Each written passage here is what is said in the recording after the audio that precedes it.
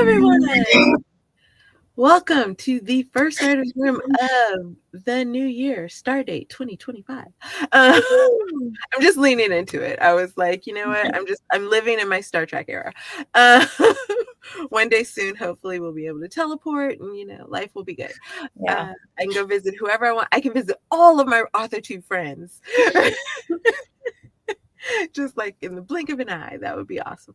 So hello everybody, how are you all doing? How's everything going for you? Hope you had a wonderful holiday season, a wonderful start to your new year. Everybody's safe, everybody is getting back into the groove of it, all the different stuff, ready for an amazing year. 300 and so opportunities and possibilities, so let's make every one of them count. There you go. There's my motivation for the year. All right, we got it. And we're done. See you next year. Okay, bye. So I am Tiffany, TLR's Lifestyle. You are on my channel. I am going to let my lovely co-hosts introduce themselves. Barrett might looks. Oh, no, sorry. Mom called right as we were starting. That's what was happening. Oh, okay, because I was like, you might have had to step away if you did, or get out and try to fill in. We don't know what we're saying, but it should be good. So I'm going to let them introduce themselves while I click through the chat, and then we'll get started on what's going on. Take it away, Morgan.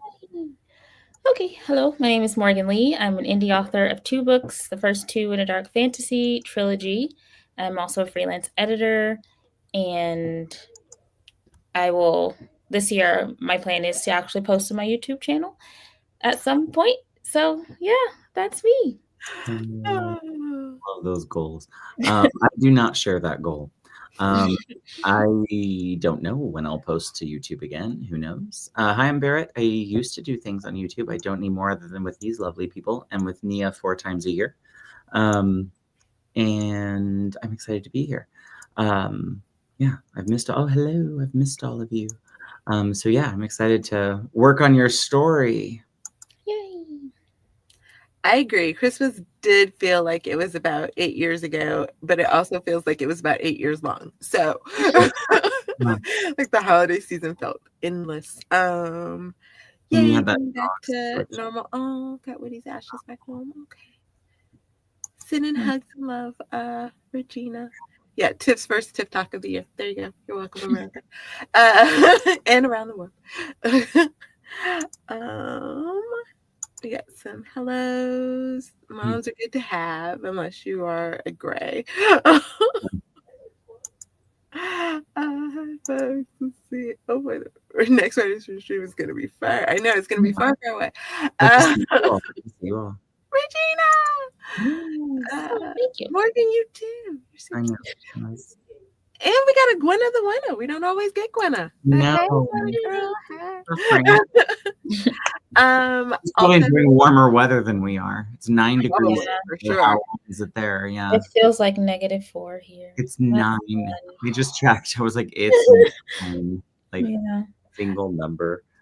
I was just saying to somebody, I was like, I know it snowed, almost 3 weeks ago, and I'm like, there's still snow in the ground. I don't understand that. I was like, I'm not used to that. Yeah, I kind of want it to go away. Dirty and ugly, and I know, like it's always pretty when it falls. Yeah. Then, like 2 days later, I was like, okay, bye. Yeah, that was the fun thing. That's the thing I always tell people. And my girls from I don't think Mama Maggie's in the chat, but I was like, I need my Colorado people to back me up, because that's one of the things that I loved about Colorado is that it snowed. And people always assume that it's just like so snowy and cold. Like it could snow on Monday at like 5 a.m, and like by Monday 9 o'clock at night, it's gone. Like Tuesday, it's gone. Yeah. Type of thing. So you get the pretty, and then it's slushy, and then it's gone. Yeah. And then you're like, oh, that was fun. Now there are times it does snow, and it's like days upon days. But yeah. So I miss that aspect of snow. They also probably know how to drive in it. No. Because I just told one of our other friends when we were talking about Colorado, and I was like, the great thing and the bad thing about Colorado is that it snows all the time, so they think that they know how to drive in it, but they don't, because they think they know drive it. Because they're like, oh, we're used to snow, so let's drive like it's raining. And they drive how it's raining, like they drive if it was not raining. So it's like, I mean, I would argue they still shouldn't be flying around like crazy people when it's raining because of hydroplaning. But again, what do I know? What do I know? I know. So yeah, it's very funny because they think they know how to drive it because they think they know how to drive it, and it's bad. So yes, I always tell people that. As opposed to when I lived in Michigan, where it's always pretty snow because it's just always snowing. Yeah, and actually cold. So yes. All right, guys. So for today, we have a special treat. We're going back to the roots. What you're telling me, driving in snow is supposed to be different than driving in the rain? And that was, guys, from our very own Gwynna, which surprises me not. All of that. Thank goodness you ended up in Gwynna, So yeah, we are going back to the roots of the writer's room. If you guys did not know, basically the writer's room started Morgan, Barrett, and I just meeting and talking about our stories and how we were going to work on them and what problems we were having, what issues were coming up, what advice we needed, all of those good things. Hey, Laura. And today, Miss Morgan is going to be in the hot seat. She is bringing us her story. She is telling us what's going on, what she might need, how we can help her, and we're going to brainstorm. By all means, throw any suggestions in the chat. We're here to help, and that is the whole goal of the writer's room. So I'm going to let Morgan take it away. Tell us a little bit about her story, what she needs, how we can help, all those great things. Oh, thanks. Okay, so this story is the first book in my cozy fantasy series. So the cozy fantasy is the whole series. Yeah, that would. Yeah, that would help. Yeah, the cozy fantasy series is an 8-book anthology series, and book 1 the goal is to set up the rest of the series. So cozy fantasy, there's romance, mystery, and magic, of course, because it's fantasy. So the book that I'm working on, I finished the first draft and I'm working on the second draft, and I'm having trouble finding the heart of the story, for one, and then I'm also having trouble with incorporating the mystery and how to make it unravel in a way. Okay, so the story. So it follows Callum, who is the caretaker of the library that houses all of the history, all of the magic of this land. And his main goal in life is to inherit the library from his master. So that is his goal in the book. He's getting ready to inherit this library. And then someone comes in who is I'm really bad at explaining my story, but they're like they're not like the police, but they're like what do you call them? The sheriff? Wait, no. No, they run all of the libraries in different areas. So they are the main ones in board of directors, kind of like a board. Yeah, there's a board of people who come, and they when I said detectives, are they detectives? No, they're just a board, a head, a council, a board of people. Yeah. Oh, okay. So they come in and inspect the library, and they appoint somebody to take over the library instead of Callum. So the whole point of the story is Callum has to train his replacement when he wanted to inherit the library in the first place. So that is the basis of the story. Okay. So, and then the inciting incident of the story is that Callum's master goes missing, and he and Poppy have to work together to figure out what happened to him before before the library becomes unprotected. Okay. That was a lot. Let me know if it didn't make sense. So, and then when he No, it makes sense. yeah. So when he disappears, does he disappear like in a puff of smoke? Do we see him disappear? Is there any like blood or anything left out? You know what I mean? Like, is there anything that indicates a certain like way that he disappeared, or is it just like he stopped showing up one day? Like, what's our? Is it magical? Like, does he magically? Right. That's why I said like puff of smoke. Yeah. That was So originally in the first draft, there was like some disturbance. Callum and Poppy go to his room and find it like trashed, and find like blood on the walls and his body gone. He's just gone. Okay. And then as I was going into revisions, I was thinking of a way to make the library more like sentient. So I was going to have it so that the library actually like pulled him inside to protect him. Yeah. Because the library can't be without a caretaker. Because if something happens to Callum or Eldridge, which is his name, if something happens to Callum's master Eldridge and he doesn't have a successor, then the library is left unprotected. Okay. So I was thinking the library being sentient and pulling him into like the inner chamber of the library. So Callum and Poppy having to work together to. So do they know that the library pulled him in, or are they under the impression that something else happened to him or could have happened to him? And you could still maybe have, you know, the room be disheveled, right? Because maybe the library like activates that they need to protect him because he's in some kind of danger. Thank you. Yeah. You know, something is happening, you know, some scene happened or something. I mean, we may not see it as the reader until the end. No. But there could have been a scene where, you know, he was in some kind of danger that would have messed up the room or whatever, and then the library might have like pulled him in. So that's one thing. Number two, the sentient library thing is important because are they finding it out when it takes him, or do they know that before? Or, you know, do they know that it is a, do you know what I'm saying? Like, is that something you want to reveal once he's taken or before? I think it would be fun to reveal it almost kind of like maybe not even just when he's taken, maybe as we go along. Like, you know, like there's always been a suggestion that there's more going on with the library or that there's more to the library than what we think. Right. But as we go along, we start like maybe Callum starts to figure that out and starts to question, is the library sentient? Like, does the library maybe have a mind of its own or its own agenda, if you will?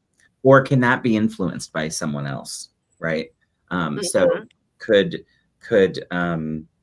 you know, is it the only thing I think is if they do know that the library is sentient from the beginning, then maybe what they would find out is that that somehow it could be controlled by an outside entity. Right?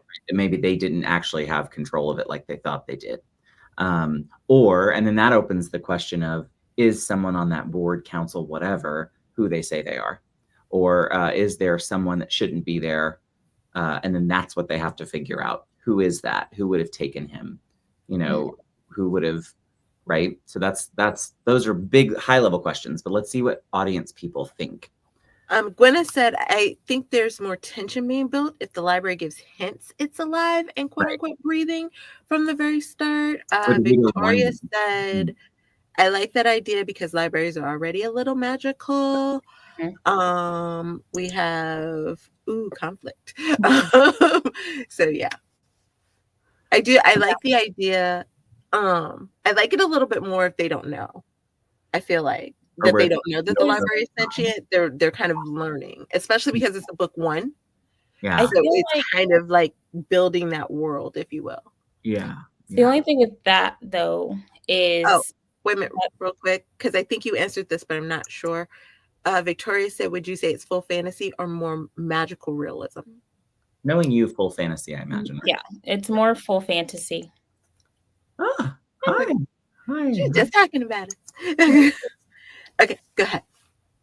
The only thing with that though is that I'm not sure how much the library will be in the other books, because it's just all in the same world. Okay. It's Okay.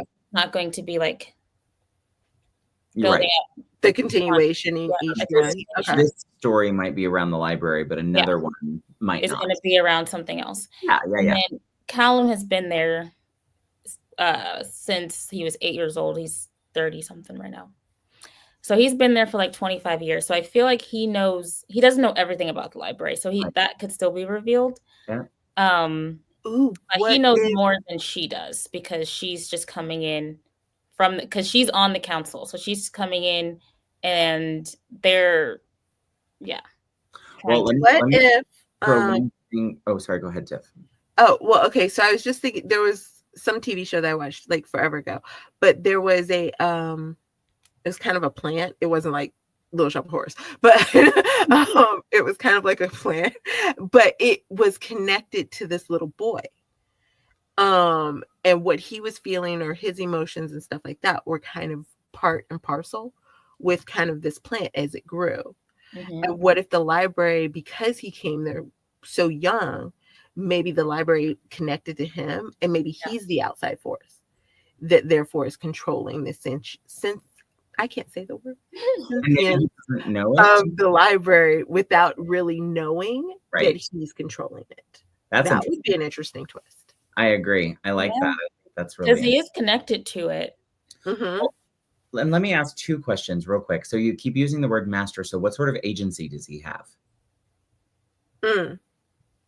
Like, for instance, does Callum have full agency over himself, or does he belong to Eldridge somehow? Or does he He belongs to Eldridge. It's like a father-son relationship, but it's more like master-servant relationship. Okay.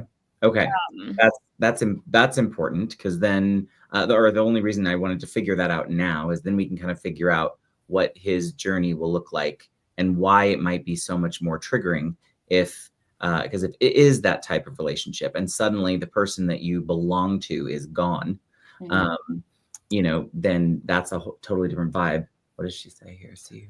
So he would know the library is alive. Then I'm thinking Callum. Yeah. So he knows, but she doesn't. Poppy. And then she's like, okay, yeah, that's where I was going. And Margaret said, this reminds me of the magical library in Strange the Dreamer. I didn't know if that was a book rec that you might want to check out. Okay. But yeah.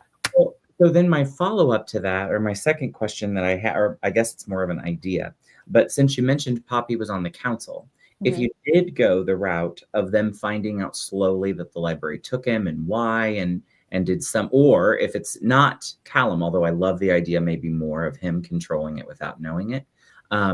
But if you do go the route of the mystery of did someone on the council take control of the library to take Eldridge out, right? Or to make it vulnerable, I think the reader should assume the entire, especially if Poppy came from the council and took over something he thought he was getting, the reader should think it's her. Yeah, it's the council. It shouldn't be, but they should think it's her, right? All along. So here's my question though, in that regard. So I think Barrett and I were almost on the same place. Is the council good or is the council bad? Or do we know? Or do we not even know? Because that in and of itself might decide the direction of what Poppy's role is, how the readers perceive the council, all of that. Right. On the surface, the council is supposed to be good. Like caretakers of. Yeah, they're supposed to be regulating everything, making sure everything is protected, making sure nothing goes missing. And they're supposed to be like the good guys. Yeah. Okay. JC has a question. Morgan, where does Poppy's brother come into play here? Poppy's brother, Keaton, is the leader of the council. Okay. And he comes in and he offers Poppy to be the caretaker of the library. So he kind of orchestrates the whole takeover. The takeover, yeah. And his and Poppy's relationship is very strained. He doesn't treat her like a human most of the time, and he's like very possessive of her and very controlling of her, because it really comes down to their family. They're like half brother and sister, so he's kind of like resentful of her ancestry because she came from a line of witches, and He's basic. he doesn't like that. So Okay. yeah. I have a follow-up then to that. Is it possible, because I do like that dynamic of their relationship kind of being a little contentious, if you will. Like, are we going to see maybe the juxtaposition of, even though Callum in his relationship with his master is more owner-servant, but you said it's like father-son in some ways, are we going to see how maybe there's like that love and care between them versus how Poppy is with her brother? Like maybe that's kind of a pull that Poppy then has towards Callum, a little bit more so away from what her brother wants, because she's like, oh, this is what caring looks like. That's cool. Yeah, because Eldridge and Callum's relationship, they try to behave more like father and son than owner servant, but like when the library comes into play, then Eldridge reminds him that, hey, you got to do what I say. So okay. Yeah, well, but that's parents too. Yeah. Yeah. Interesting. Okay, so we went down some rabbit holes. So first question you had for us was, so I can write them down so I know what we're aiming for. Do you want me to say it again? Yes, sorry. Oh, okay. Brain is foggy. Sorry. What did I say? One was like the mystery of them, like mystery. figuring out where Eldridge is, and like how do I do that? So how do you show it, or how do they figure it out? Kind of both. Of like, okay, like I was trying to figure out what clues are they gonna find, and are they gonna go through like secret rooms in the library, and are they gonna learn something from there? Is the library gonna reveal to them what they need to know to get him out? Maybe books they didn't know existed, or you know what I mean? Like, and no, I don't, Tiffany. To answer your question, I just saw the private. Okay, thank you. But so I think it doesn't have to be rooms, though. You know what I mean? Like, it could even be books that they didn't know, manuscripts that existed that they had no idea were there. Scroll. I mean, there could be stuff that like appears to them that was never there before. But I also have rooms, stairways. Might be the Disney in me, but I'm always fond. Yeah, a shoe should be laughing. Found a shoe. I love that, Gwenna. I too like the idea of the library helping out in some way, and maybe it's, I'm a sucker for a good, especially when it comes to like mysteries that have books and stuff like that, like a good riddle. Kind of a thing. Like maybe it's something he could talk to them through the books. Yeah, like something like that. Or, like maybe there's breadcrumbs, but breadcrumbs only Callum can understand. Yeah. And that's why I think like riddles, because it would be something that other people would hear and think of, and it's innocuous. But to Callum, he kind of gets it, and it leads him to maybe a different stacks in the library, or maybe it leads him to a book, and when he goes to pick up the book, another room opens that he did not know was in the library, or something like that he's like, I've never seen this book here before. How is that possible? He goes to pick up the book, and then there you go. But I do like that idea of it being something that only he would get, but even if other people hear it, they would be like, maybe? What does this mean? Okay, that's good.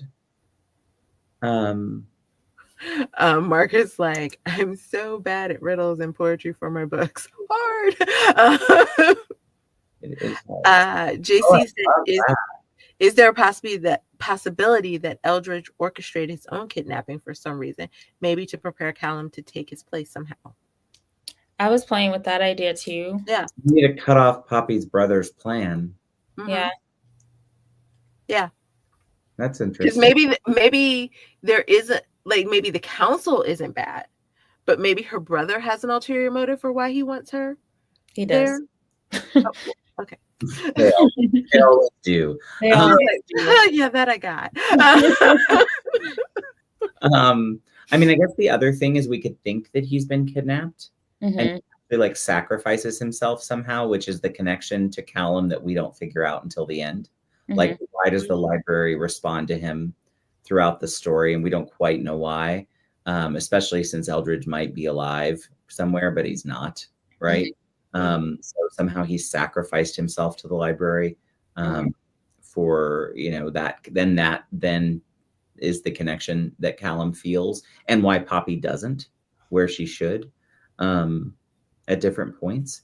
The only thing I would maybe change in that one is if he sacrificed himself to the library, I would have it be not just for Callum's sake, but I also would maybe there's a higher being, if you will, that you become. And in that sense, where he would still be able to counsel Callum if needed. And I'm thinking more to use a Harry Potter kind of reference, how the paintings, like Dumbledore sacrifices himself, but he's still in the paintings and he can still talk to Harry. Type of a thing. Or like the old headmasters still talk to each other through the paintings type of conversation. So that's, if he were going to sacrifice himself, I would do it in that sense where he could then still counsel or still be available if needed with Callum. Okay. I like that. Yeah. Does it to snuff out the true culprit? Yeah. I think so too. Or to just stop the plan, you know, for whoever might be taking over, or now what is the threat against the library? Had you thought through that? Like, what's the threat that they're protecting from? Do you know what I mean? Like, what's our big bad wolf?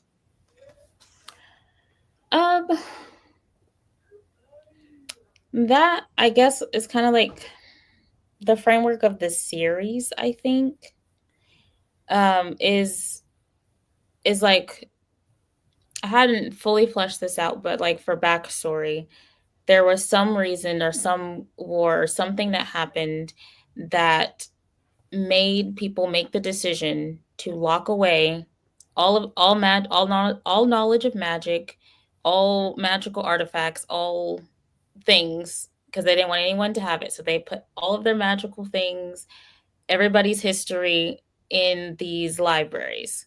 So all the knowledge of the world exists in like these separate libraries.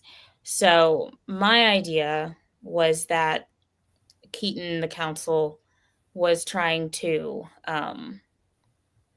gain that knowledge and be able to use it, because nobody can use it right now because it's locked away. So that is the reason for them kind of wanting to infiltrate into the libraries, and that basically like knowledge being at. Yeah. Margaret's was exactly what I thought of. Yeah. I'm kind of always a fan of a twist on a twist. So in the sense of, like, maybe we think it's the council, maybe we think that it's Poppy's brother, you know, but maybe it's actually like someone else or an outside force that's then controlling the council. Or maybe it's not her brother. Maybe it's actually someone who seems to be like Aldridge's best friend from back in the day, who also is on the council, you know, type of a something. Maybe he's offended that Aldridge gained his position as opposed to him being the caretaker of the library, or something like that. I always love like that kind of twist on a twist kind of a conversation. And to JC's point here, could there be a secret connection between Aldridge and Poppy? Like maybe she's more connected to the library than even she realizes. Like, what if you said, because Poppy has a different background, like she comes from the witches, like what if maybe her mother was one of the witches that bound the library or something like that?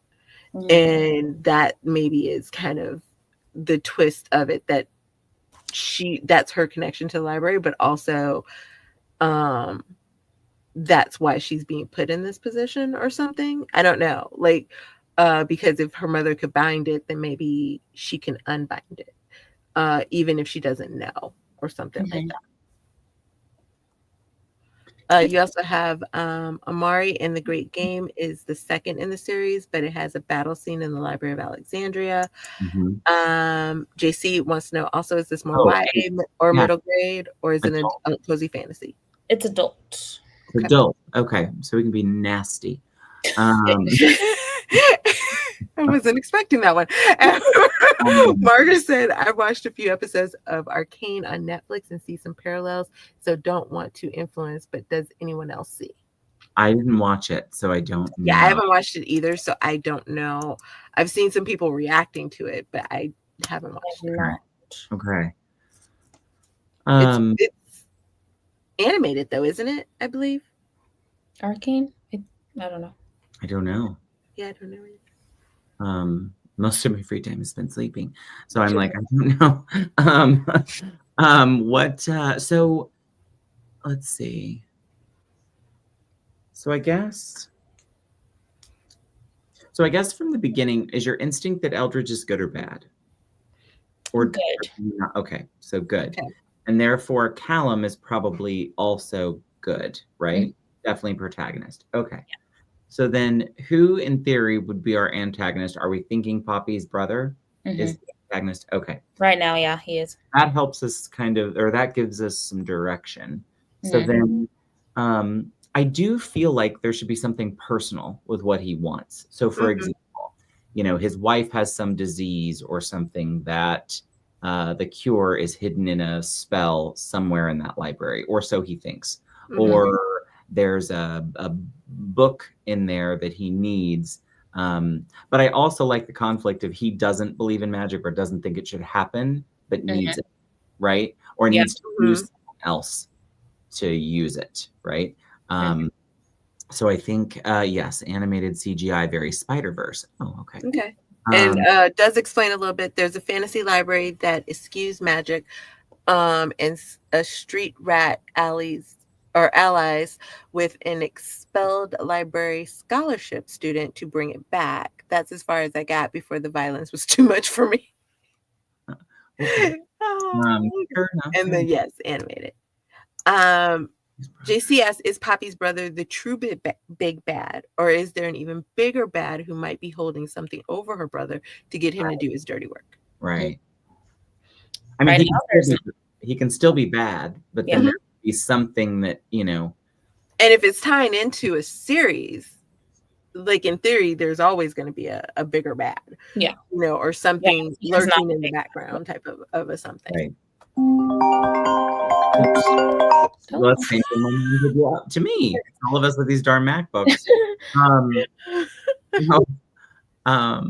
I like that. I do like that idea. I don't, because it doesn't necessarily let Poppy's brother off. He's still doing shady stuff. He's still using her. But there's at least the reader can see the why he's doing the thing. It's not, that was always notes I got when I wrote fantasy stories, was like, well, why are they bad? And I was like, they just are, okay. Yeah. But there needs to be a why. And that is, that's fairly true, I think. But I also, again, I was telling Morgan and Barrett before we started, I actually just read this book, Writing the Cozy Mystery. Yeah. And one of the things that kind of switched me off, or like changed my thought process, is because there has to be a personal reason for the person to get involved in trying to solve the mystery, but there needs to also be a personal reason for why this mystery is happening in the first place, like why the person killed them, why they need this, why they did that. And it's always or what did they, it was like your villain needs to have a case of relatability, like you can understand why are they the hero of their story, they would do that. Like what's driving them? What's that driving force? And it needs to be something that people would be like, okay, that's not how I would handle it. But I could see why you went there. You've like Gone Girl. Well, that's not how I would have done it, but right. So this is where I think JC can be really helpful, just being more of the mystery person. What I don't know, although I like to read mysteries, but I haven't written any.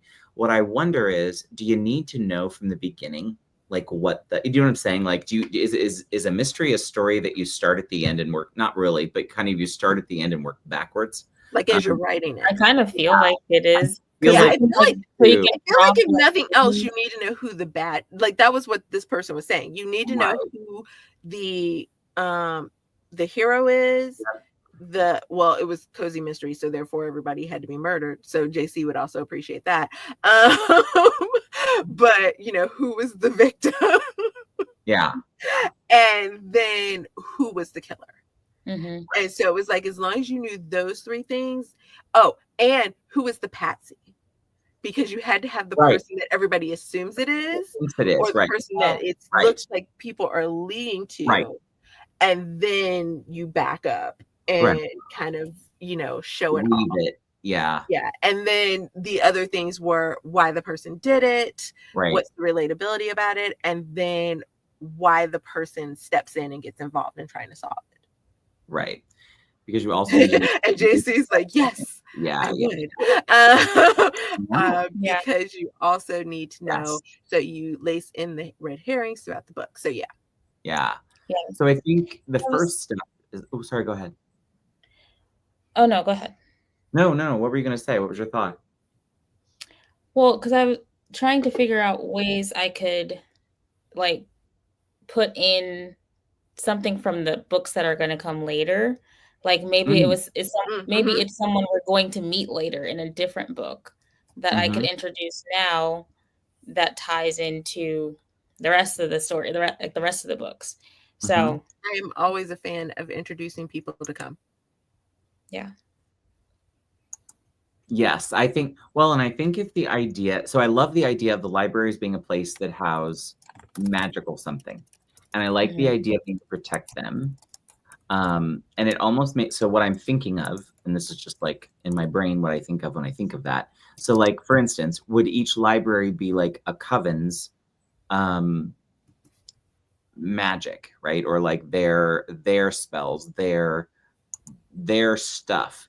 And then therefore every different one would have a different, they're not all the same, right? So you're not going to go to one library and get the exact same thing, right? So then that then makes this library special. So then what makes it special? What about it is the thing that Poppy's brother needs, I think would be an early thing to figure out. You know, what would he want? What would he need? And how would the library be the key? And then I think from there we go and say, okay, well, now that we know what he's wanting out of it, what is the obvious thing? You know, how do we keep that from being obvious? You know, until the very end, right? So we need a second thing that it looks like he's after, right? And those, but maybe I'm overthinking that. Maybe that's not the order. But to me, that's in my little brain, that's what I would have probably tried to figure out first, was like what did he want? And then what was the second thing people think he wants that's really not it? And then from there, I can kind of go on to, okay, well, then that leads to, all right, what are we protecting? Like, what's the thing there that's being protected? Because the people protecting it have no clue what he's after. So, and pretty good chance they're going to guess the wrong thing. Or we want them to. We want them to assume he's after the thing he's not, really. And so that's where I think Poppy's comes in strongly, because I think she is not the thing. You know, she's the vessel. She's not the thing he's actually after, from what I'm hearing you say. Right, Tiff, I cut you off. Oh, no, I was just saying, I tend to think of it like there's a scene from this TV show Castle where the police detective walks in and she's, you know, he's supposed to be a mystery writer. And she looks at his computer screen and she's like, wow, it looks like one of our murder boards. And so, you know, and it shows like a picture of like who the victim is, like who the suspects are, you know, all the different things. And then it's got like list of all the stuff and like a timeline of what happened. And so I guess that's how I kind of look at figuring out the mysteries, is like, with the exception of, you have who the victim is and you have who the suspects are, but you also have who the killer is, and then you have who the detective or the heroine is. Right. And then you kind of build through why these people are suspects, why this person killed them, Right. why people think it's these other people, Right. and then what's the timeline that you're working through. And for someone who does outline, that feels like a gold mine. For those of us that generally pants, it's like, oh dear God, that's a lot of writing, figuring out. Well, and I think I like Mario. She's like, I wonder if discovery writers make good detectives then. Like for me, I think like as a discovery writer, I would have like, to me, I probably would start with, if I were writing a mystery, I would need to know who the person is that got killed, who the killer is, and who the detective hero is, and then why, and who maybe the red herring is. And then I would discovery write, but I would do like that would probably be, whereas romance, I generally write one draft and then I'm pretty good with figuring out how to fix it. I don't have to do a lot of drafts to edit back through. I think therein I would have to probably do more drafts, because I would be telling myself the story of why these other people are, you know, people think that they did it or why they did it, what was in it for them, type of a conversation. And so then going back and reading through, I would know where I could put different like little tidbits and stuff. I just start with event and vibes. I mean, the whole draft is already yeah. done. So I didn't pants the draft, I outlined it, but now it's just like, it feels just like a string of events. And I'm like, none of this connects. I don't know why anyone's making any of these decisions. I just followed the outline, and I think that's what I did wrong in this draft. Well, I mean, but if you have the scenes, because again, I could probably reverse outline the heck out of stuff. If you have the scenes and you know all of the big important things, then just look at it as like, say, like a 3-act structure. What's the overarching connection? And once you find that connection of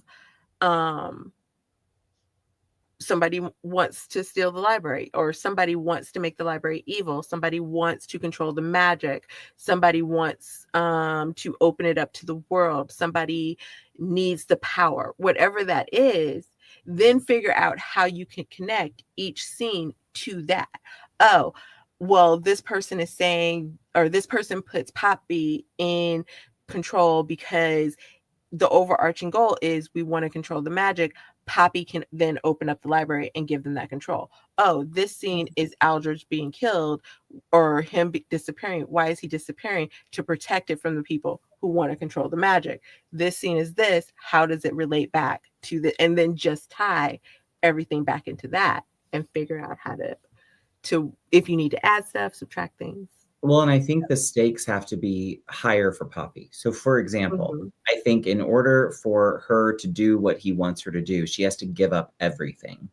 So, for her, it has to be a huge sacrifice. Callum has to think he's been making that sacrifice and was okay with it, but now can't, right? So, like, we need to establish, like, oh, okay, if you become, and then we have to see through Eldridge what those stakes are, right? So maybe Eldridge could never leave the library, but then they figure out he's gone when they are going to the door or whatever to do something outside and see his clothes, shoes, and whatever else, right? So he's trying to leave, and all that's left is like his stuff.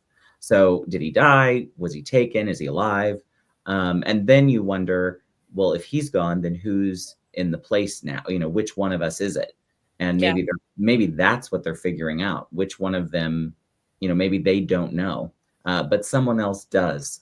Right. Also, to Barrett's point in that, what is Callum and Poppy's relationship? Like, are they combative? Are they working together? Is it like a friends to lovers type of thing? Is it any? It's mostly an like rivals to lovers, because Callum doesn't want her there because she's taking his job.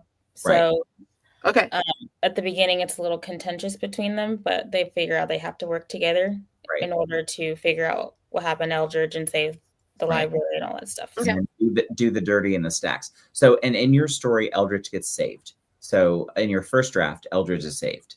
No, in my first draft, Eldridge is dead. I like that. I like And that. Okay, then- wait, hold on. Hi, Mama Maggie. Oh, go ahead. Because I was going to say we've got some stuff going on in the chat that might help. Yeah. But it sounded like you were on a roll, so I didn't want to stop you. Yeah. Keep rolling. Oh, me? Yeah. I wasn't rolling. Oh, not very roll like when you're not. No, Eldridge is dead. That's it. Okay. So Victoria's question is, or statement, it sounds like your characters need more agency, maybe? Yes, because things were just happening and they weren't really like making decisions and things like that. Okay. Yeah. JC suggests try figuring the who and the why and the who the big bad initially is, and then who the true big bad is, and then try outlining it. Margaret said, what if you focus on each of the main characters' POVs and juice their belief and pinpoint when it changes so it feels more revelatory or Revelatory. Thank you. Connected. But she also added, we are so good at suggesting Pat's hand. Victoria also says yes, higher stakes for sure. And the stakes thing, that's what's also tripping me up. I think I'm trying too hard to stick to like the coziness of it. So I'm like, well, I can't make the stakes like too extreme and too high. So I'm trying to keep the stakes like lower level. As someone who watches Hallmark cozy mysteries all the time, like they're always in a life or death situation. That's always the stakes. I think that's pretty high. Hard to stick to, I don't know. Well, and maybe we're thinking about this the wrong way, playing off of what Victoria said. Maybe it's just the opposite. So what would be more jarring? To go from having no agency to suddenly having it? Or to know that the moment you become the caretaker of the library, you're losing it? So which is a higher stake? Would it be more jarring for the character to suddenly be able to make choices for themselves? So on the flip side, you could have Eldridge disappear and all of a sudden Callum can make choices for himself, but he's never done it before. So that's going to be something you can explore and unravel. However, I'm not sure if that's as exciting as whoever would be the person that would become the caretaker actually has to give up agency to do so. And not necessarily to to any known being, but in the end, you could find out that whole thing is giving up agency so that the library then is doing that for you, but that's controlled by a group, right? But you could also you could do that in a sense of, you said that Poppy and Callum's relationship is contentious, right? At the beginning, okay, Eldridge disappears. Maybe Poppy comes in from the beginning because her brother has built her up. This is what she's going to do. She's, her mother was witch or she comes from these witches. She thinks that she understands magic. She knows all the different stuff. She comes in like fires blazing. I've got this. I'm going to be the person. And then Eldridge disappears and she's lost. And then Callum has to step in and for the first time make decisions. And it's surprising to him that he actually knows what to do. And chooses her. Right. And so because he sees, maybe through the library helping him, maybe through a gut instinct, maybe through his own magic, maybe he doesn't even realize that he's magical, which is how he's connected to the library. Right. That this is they're going to have to work together in order to figure this out. Well, I'm playing off of Margaret's thing about, there was one of them that goblins and battle scenes, whatever, somewhere she said that. Know yet. But wherever it was, what that made me think of with the, yes. Latte is cozy and they have battles and goblins. I think part that could, take something scary, high stakes, whatever, back to cozy for me as a reader. Now, JC or people who read these more often could tell me I'm a dum-dum, but is something, a cute helper, right? So a Dobby, pick a person who's cute, probably going to die, but who's near the end, but whose point is to be like comic relief and sort of like the brings it back. Or pet. Pets are big in cozies. Yeah. Pets are huge in cozy romances. Whatever. Yeah, something like that sort of gives it that levity in between the heavy stuff. You know what I mean? For like me, a cat. right. If we're going magical, a cat would be kind of that, bread and butter, if you will. Right. Owl. I mean, pick a thing that's like it talks, it moves. Or in a library, we could think of some other. I mean, I'm sure we could come up with the sentient. Statues was where I was about to go, like gargoyles, or could it be like a something or stained glass windows? Is it different windows have different people and being in them who can suddenly talk or who. But in that vein, right, where the other thing is like coat of arms, if it's like a suit of armor that comes to life when Eldridge disappears and but I think it should appear when he disappears. So I don't think it should be there at the beginning if it were me.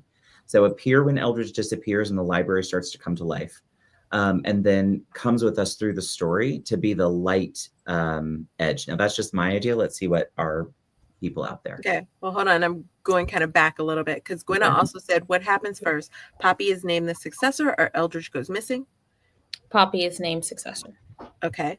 And then Victoria also suggests, and I think this was back when you said you had a bunch of events, but no connections. Maybe you should map out the decisions the characters make in each scene, and then you can find their motivation. Gwynna also added, because Eldridge going missing gives Poppy's brother the opportunity to name Poppy the successor. But Poppy being named gives Eldridge reason to sacrifice himself, which is a good point to add into it. Although one on that, Gwynna, though, so that's what the reader could think. But Eldridge could have known the brother was going to a point and therefore sacrificed himself, but we don't know that until the end. Right? Yeah.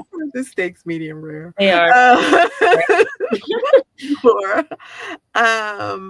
Joanne said, I think one that'll that have more stakes would be the person becoming the caretaker, which Mama Maggie agreed with. Laura said, did I nibble on some tri-tip steak for serving breakfast? Yes, I did. I like Barrett's giving up agency trade-off, especially if that means they're sacrificing something that we would find out later. Victoria said, in my opinion, you can increase the stakes as long as you also increase the whimsy, which is very true. I always second breakfast, like second breakfast, second dinner, second lunch, second dessert. We do seconds everything in my house, especially on a holiday. You always have first dinner and then second dinner, and the first dessert, then second dessert, and then if you're really hungry, third dessert, but no third dinner, because apparently we like sweets. Because then that'd be more responsibility on the other person, and then they have to cope with those responsibilities being trusted on her or him. Did you see? I would never, Dobby. Yes. They can't die if it's a cozy. See, I don't know the rules of cozy, so then I guess they have to live. So an animal sidekick, again, always a big one. Sentient library statues? ? Being can be your model. I love that. I don't think high stakes makes it less cozy. I think what keeps it cozy is not having a whole lot of gory things happening. I think that's very true. Also, fun fact, if it is a cozy mystery and it's a romance element to it, apparently they don't get smexy on the page. Whatever. Highly disagree. Smexy then. Because apparently if it goes into smexy or too many curse words, then it becomes a romantic suspense and not a cozy. So there. If you've read Legendborn, that's definitely William's character. Yes, that's what I was thinking of. I don't care who dies as long as the dog pet lives. Even though that's probably not a cozy. A library tapestry that tells stories like the one from Cruel Lie. That would be kind of cool. I mean, that's again like tapestries, busts, statues. I'm just trying to think of all the like cool things. Library things. Yeah, and like a bookworm that's a fuzzy, squishy caterpillar the size of a cat that has the entire library catalog. That would terrorize me. That would remind me of like worms that eat. Haunting of Hecate Cavendish has great ghost companions. It's borderline cozy and takes place in a church library. Pretty good comp. I'm writing down all these titles of things. Nice for Des. Second preference today was chocolate cake because it's made with eggs and milk and wheat. And once more, I find no problems with this, Maggie. Lots of eyebrow raising and smirking for cozy level. Blurg, I think. Give me the smexy. Not in a cozy. They can't get smexy on page. How many Hallmark movies have we seen where we know what they're going in the room to do, but barely even get to see them kiss? However, I that's Hallmark. Hallmark barely kisses in a regular movie. I don't count that. And I was thinking a really cute mouse. Like Gus from Cinderella. So those are the suggestions that came from the chat to give you some ideas. But if it's an adult, Margaret is very true. Hallmark has don't understand answer too. But here's the thing. Hallmark, a lot of their cozies that they do are based off of real books. And while I haven't read all of those books, I'm just going to put out there in Aurora Teagarden's book, which is written by the same chick who wrote the True Lies books. And while I haven't read all of them, like, she gets married because she's pregnant. So they have to do something. Pregnant. Cozies are the Hallmark of books. So I don't know. Like, again, I feel like it's your audience and it depends on how you market it. Yeah. Maybe you market it a little bit closer to I read the first 2 books, Margaret. They were pretty good. They are different, very vastly different from the movies. But the first 2 were pretty good, and I meant to get back into them, but then I think I started writing, and somehow that just kills my reading sometimes. But I think it depends on how you market it, and depends on your audience, whether you decide there's smexy on the page or you decide that there's not. And again, if it's YA, middle grade, contemporary, adult, all that. Right.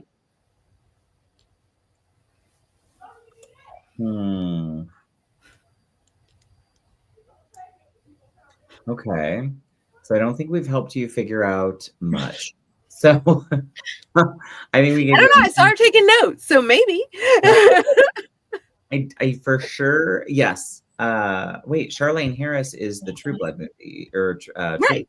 She wrote True Blood, and she wrote the Aurora Teagarden mysteries. Oh, I didn't know that. Oh, okay. Mm-hmm. Okay. That's why they do say, and again, I haven't read the True Blood. What is it, Sookie Stackhouse? Sookie Stackhouse. I haven't read those books, but they do say that they are vastly different in the sense of how they come together. But it's the same person. Series, like the series isn't.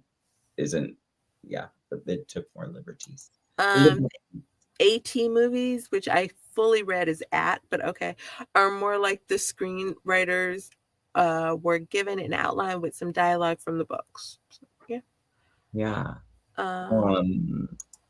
okay. Morgan's having a tech diff, so she may leave us, but she'll be back. I was just about to ask Morgan if we helped at all.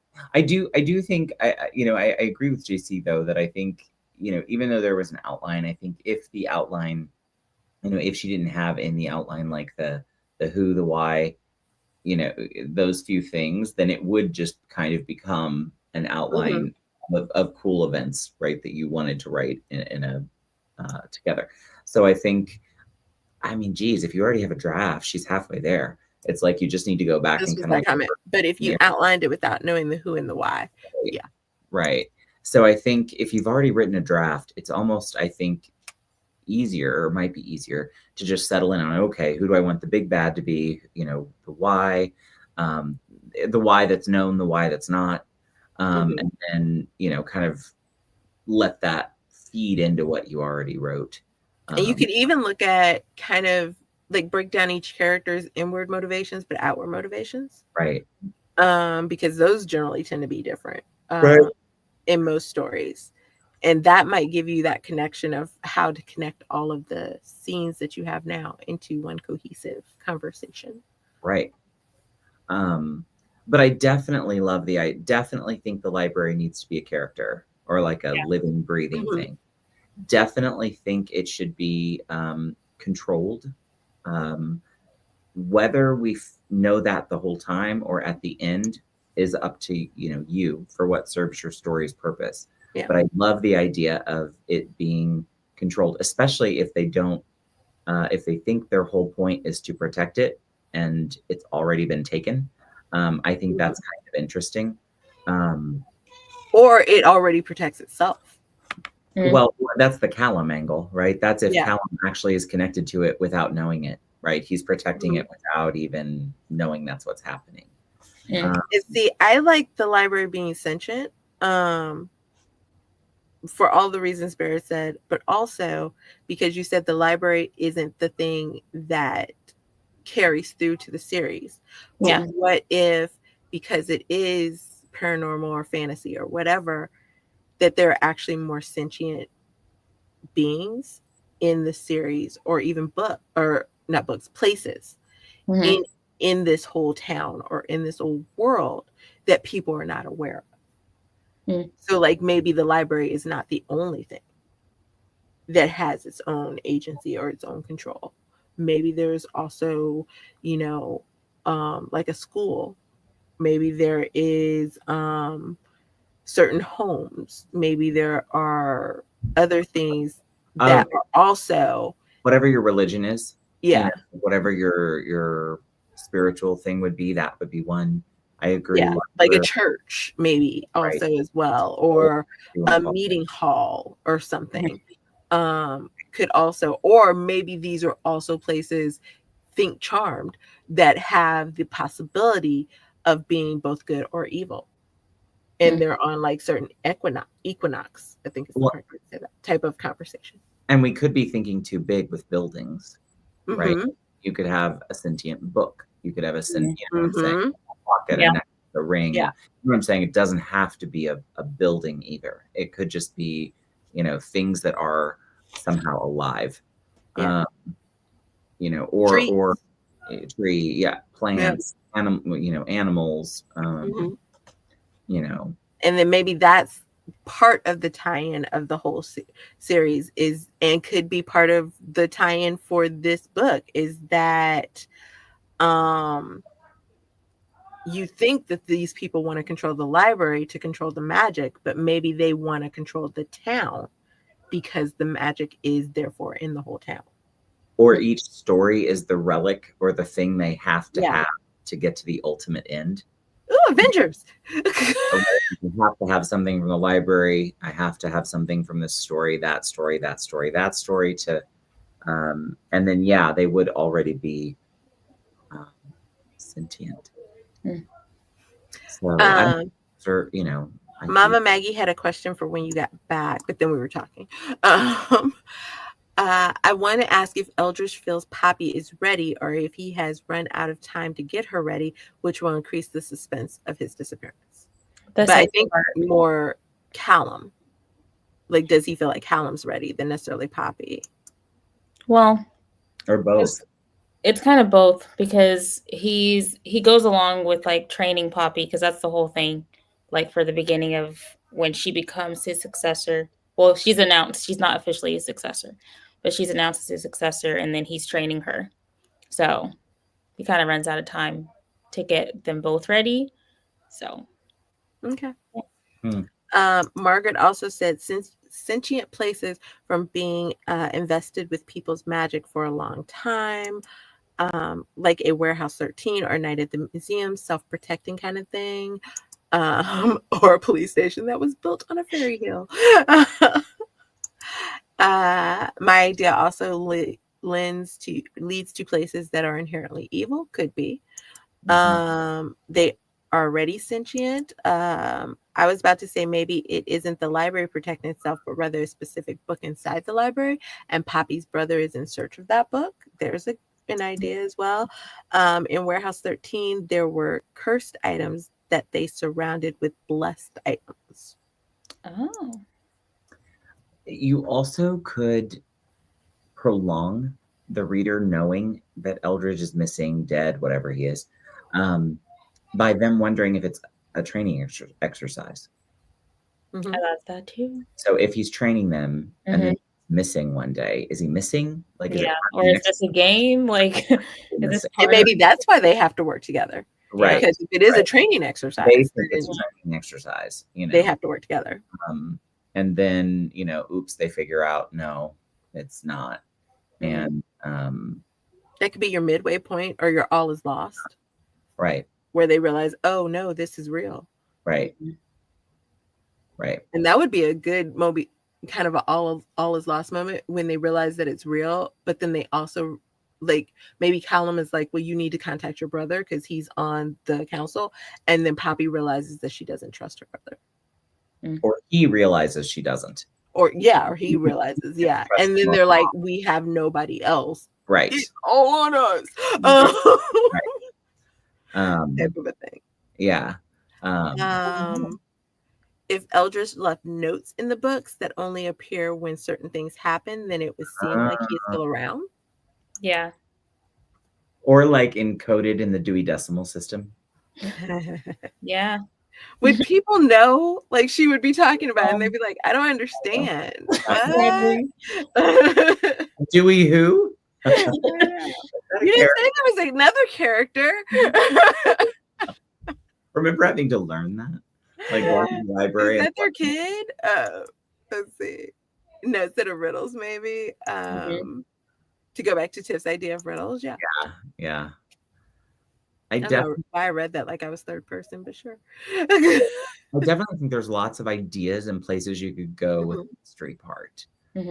I think it's the tough part will be you deciding which you want to commit to, you know, which way do you want. I think it'll be easier than we would think because she has a first draft. Agree. Yeah, like if you didn't, then it would be like, oh God, which one do I use? Like, where do I go? Yeah, but since you have something, yeah, like you know, kind of where it ends or where you want it to end. And there's a lot of happy middles, right? So, like for example, Eldridge doesn't have to be dead or kidnapped, right? He could just be missing in a training exercise, and then while they're going through, they go, "Huh, that actually looks a lot like him." And then they realize like, oh yeah, didn't he say something about like, this is how that would go when it passes to the next? And then you see a row of statues of the previous caretakers. And so, you know, there's only so much time before that becomes permanent, but they need something from him first. You know, something like that, right? Where you don't have to necessarily commit if you want to discovery a little bit, right? Yeah. Give yourself a couple of avenues to go down. But I think the big things to decide are like big, bad, and why. You know, Eldridge live or die. I think you should know that from the get-go. And then you said enemies to lovers. So how does that work or whoever would know, at what point do you switch? Like at what point in the story? Like Act 3? Is that an Act 3 thing when you finally, so when do they finally go to I'm gonna assume they need to be together by the end of this book. Right. Okay. So because if it was the whole series, then that would be a different time frame. Right. If they're getting together at the end of the book, like they probably, again, if we're going to look at say like a 3-act structure or something like that, the first half, you know, are enemies. Maybe when we get to say like the fun and games, they start to realize that they have more in common, or like there's maybe more of an attraction, or there's more of a learned respect or earning each other's respect kind of a conversation.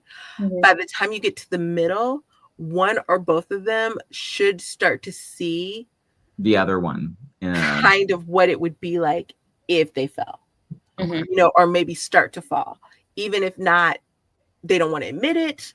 It's freaking them out, type of a something, but they should start to kind of see that as a possibility. The reader should also see it as a possibility. Like we know it from the beginning, but you know, like we should be like, oh yeah, okay, they're getting it, type of a thing. And then when you get into the back end, someone like either that person or both of them has to rebel. Someone has to fight against it a little bit. Like, no, wait a minute, no, because I don't like them. Like they were this, they were that. But then also at the same time, is they're saying, I don't like them because they were this and they were that. I mean, they're cute, but like they were this and they were that. But I mean, like they'd probably be really great, you know, like a relationship. But this is not going to happen because of this. But if it did happen, then this is what it would be like, you know, type of like a debate, kind of back and forth conversation. And then normally there's either like someone's in danger, someone gets hurt, someone steps up, someone like grand gesture, whatever, that then kind of conquers that and leads maybe into that back end of the third half or just the third act like in and of itself, moment. that they can kind of get to that point. Yeah. And I feel like where you put the conquering depends on if it's smexy or not. Because if we can't have smexy. Right. So if you can't, because then generally your main declaring your love, your kiss, your whatever is at the end, you can push that. If we're going smexy, it needs to be a little bit earlier so that they get into the smexy. Or we have like a smexy at the beginning where maybe that's the midpoint where they do end up sleeping together and then they're like, oh crap. What did we do? We're supposed to not like each other. And that could also, for a non-smexy, be the kiss in the middle. Maybe there's a moment they're fighting or something happens, there's a kiss, and then that one character thinks, oh, this could happen. Yeah, I do like them. The other character is like, absolutely not. And then that's the contention of the fall on the backside. I mean, you know, whatever you do, the stacks are where it happens. Just not where Eldridge's statue is watching. No. Yeah. Make sure all the doors and protection. All the books are closed. Be safe, kids. Be safe. So you would that would kind of be your guidepost, if you will.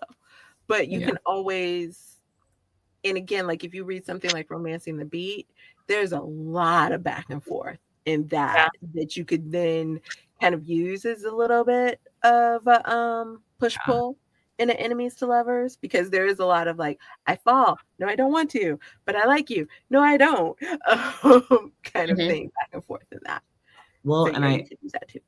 Well, I do think it's enough tension that it's just she's taking the job, or Callum thinks she's taking his job. I think I would add an extra step. So thinking, Morgan, about like our current work situations with new bosses coming in, right? They all want to do something different. Oh, I've got a new idea. Oh, I've got a new idea. There needs to be a new idea. It needs to be like she's coming in with a new plan. And he's like, you can't, but like lean into that. Because I do think that would irk him more, right? Or it would take the irk he already had and it would go up like 10. Like, oh wait, so now we're getting rid of the Dewey Decimal System and using a system. I mean, but also you could, as far as tension, another way you could do it is she comes in and she controls everything.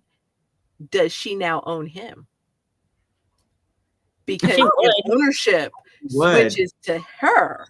She would. So if she becomes his master, then maybe he's like, wait, whoa, I didn't sign up for that. Right. You know, and then that does, in a sense of enemies to lovers, could add a bit of tension, because maybe for Poppy, like she's kind of fighting this because she's like, I'm the girl. Like if I like him, he gains the power type of thing. I'm the one that's supposed to be in control type of thing. Or it could also be, how are people going to perceive me? Or like a boss sexual tension, harassment type of conversation. So you could look at it that way as well. Callum's having like a Me Too moment. Mama Maggie said a suggestive positions book keeps showing up on the desk every time they speak, resulting in embarrassment and frustration. Are you really reading that? I have no idea how I got here. That would be good. The library is now playing that. Ripped from the headlines of real life. I love it. Also undetectable unless people are directed. Then he finds it in his book bag, and now he has to return it to her. So many good avenues to explore. So yeah, I think she comes in, there's some Sexual change. politics, the true story. Like about it. I think then Eldridge is going to disappear. We don't know why or how or anything. And then slowly over time, I mean, there's plenty of mysteries just there, in those little things. And it may not feel that. I mean, I don't know because I haven't written one, but I would assume as a writer, it wouldn't feel like a big mystery as you're writing a mystery because you know it. Like, you know what I mean? So I think don't also overthink that part either. Until someone else can read it for you and be like, hey, more mystery here, there, wherever. Because I'm sure knowing the mystery takes away some of it when you're reading the draft back. I don't know, but I would assume. JC, let us know. Anybody else? But I also feel like, because you say you have a draft. Mm-hmm. So while reading it back, I would look at it, and again, I really maybe should get into puzzling, but I would look at it as like a jigsaw, because I look at a lot of things like jigsaw puzzles. Yeah. I would look at it kind of like a puzzle, like, okay, so Patrick, let's just throw a name out there, is the ultimate bad, or that's the person who's trying to control it. But you want people to think that it's Poppy or it's Poppy's brother. So as you're reading it back, I'd be like, where can I throw Patrick in? Like, ooh, where can I dip his toe in where it looks like he's saying something wrong, or it sounds like it's wrong, but I know it's not wrong, type of a conversation. Or, ooh, where can I add this? Or, like there should be some sexual tension between Poppy and Callum, even as they're fighting. Right. So where can I add in, like, he's looking at her, or she notices him, doing something and it's attractive to her. Right. But she doesn't understand why it's attractive to her because she doesn't like him. So I would look at like those type of tidbits as I write it, and maybe that's where the mystery element still comes in for you as you read it back. Yeah. Mm-hmm. And JC says, no, it doesn't take away from it, at least not for me. Okay. And Mama Maggie said there could also be a book that records the history of the library keepers with Eldridge as the last page, but his bio ends with ... So they don't know if he's dead or what. That's interesting. Yeah. Almost like what's the book in the Nicolas Cage series? National Treasure? No. What are you talking about? I don't know how Nicolas Cage made my series pop up, but okay. Yeah, National Treasure. It's Book of Secrets? Is that it? Yeah. Yeah. I think so. So yeah. Then Poppy's page is next instead of Callum's, and he is grumpy because of reasons. Or maybe Callum's page is next, and Poppy's like, wait, what? Where'd I go? Or neither of them. Yeah. Ooh, or what if it's Poppy's page, but nothing is written? Like it just says Poppy and nothing is written. And then behind it, it's Callum. And like there's a paragraph. And then she's like, wait, what happened to me? Do I get killed? Is someone coming? And if you want to, that could be a good one. What if you want to raise the stakes where Eldridge disappears, Callum and Poppy have to work together, but somehow at some point it makes, and maybe that could be the midpoint where they start to realize that there are feelings for each other, is that something happens where it looks like whoever is in charge of the library is being like would systematically be taken out. Like maybe they find something in the history or something like that where it was one person and then their successor and then another person. And like the question is Poppy next? Like whatever happened to Eldridge, is it going to happen to Poppy? And then that's when Callum realizes that maybe he has a little bit more feeling for her than he thought. Like when she breaks down, like, I don't want to die. I'm too young. I'm too young and cute to die.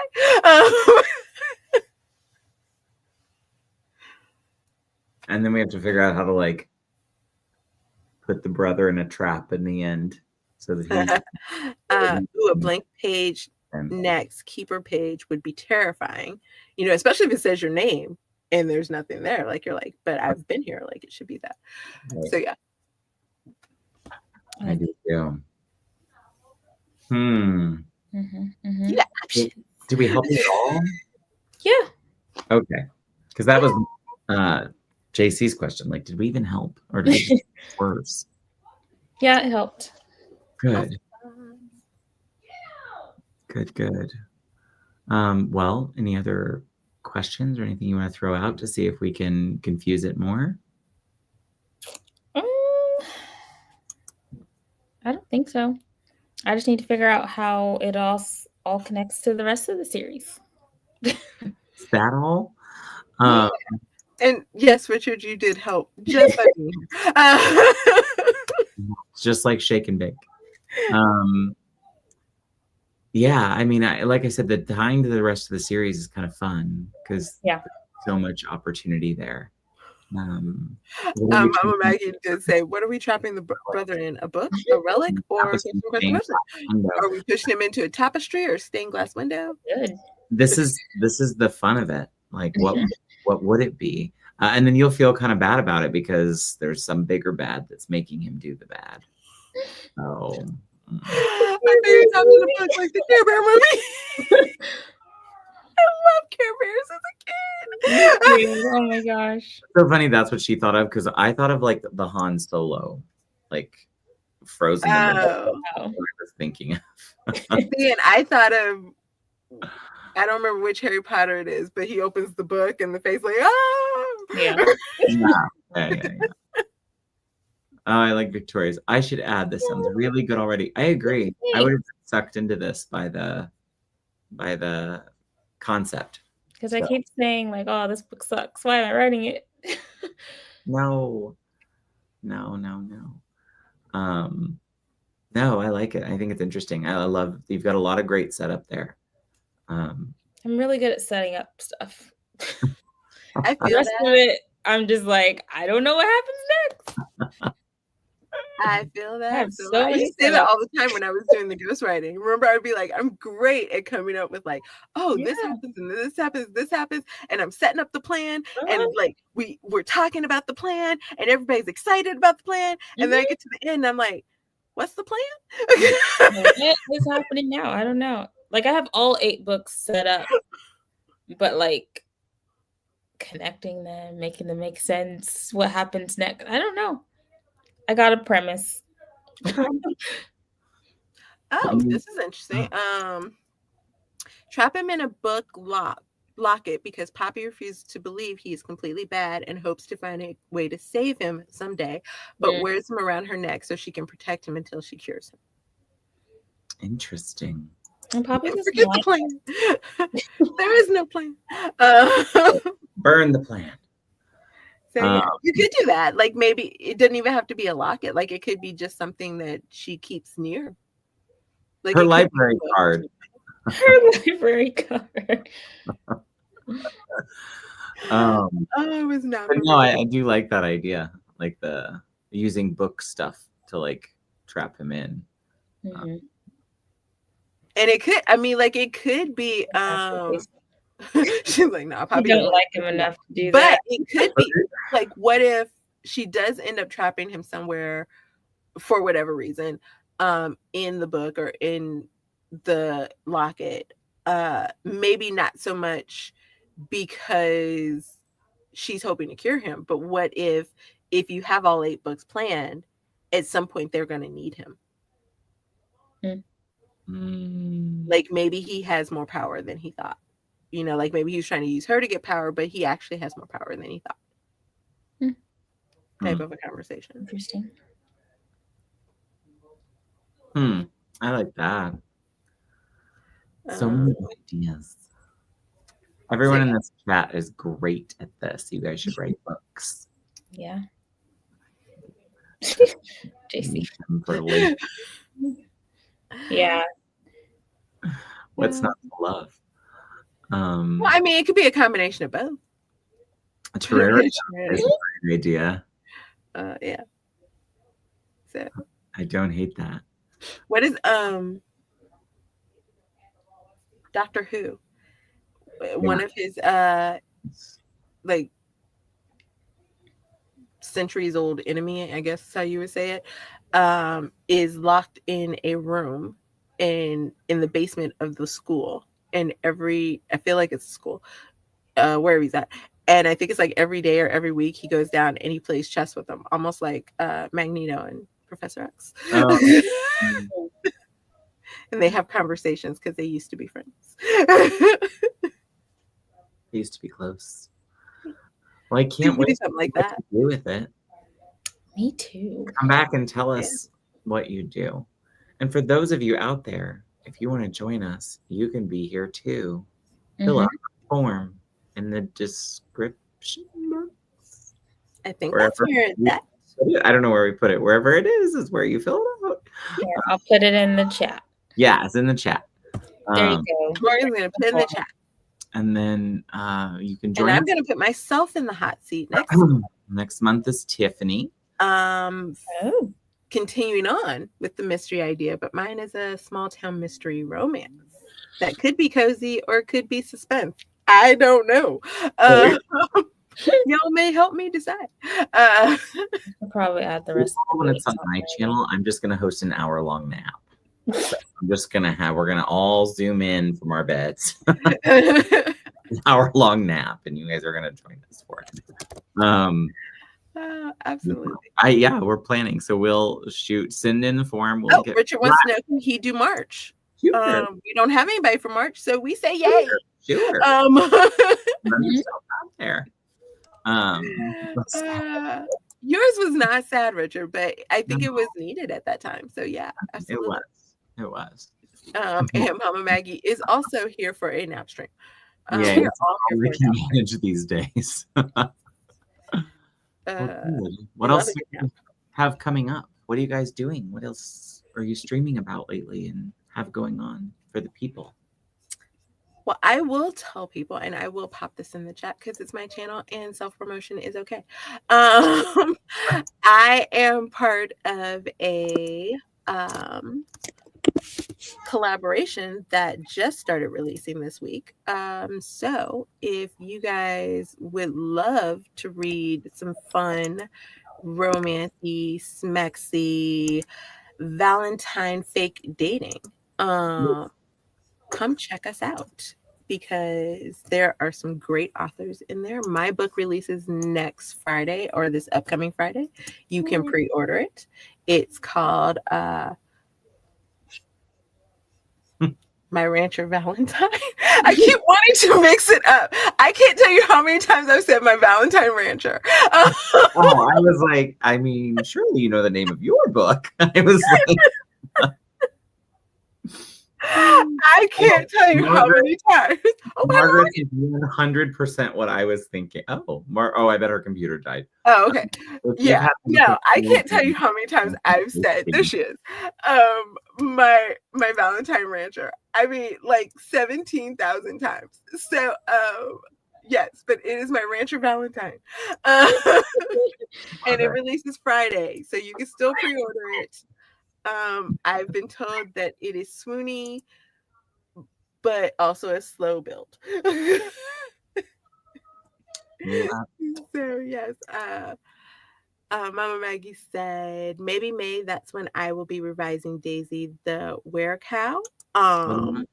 If you had enough of real dating, try some fake dating. If that is your tagline, it should be. I like that. We may have to incorporate it. If I'm ever a new housewife, that will be my that's going to be my intro line to the show. Tiff having so many books that she can't remember the name of her next one. That's not even it. It's literally I keep messing it up. I keep switching it backwards. I don't know. Problem to have.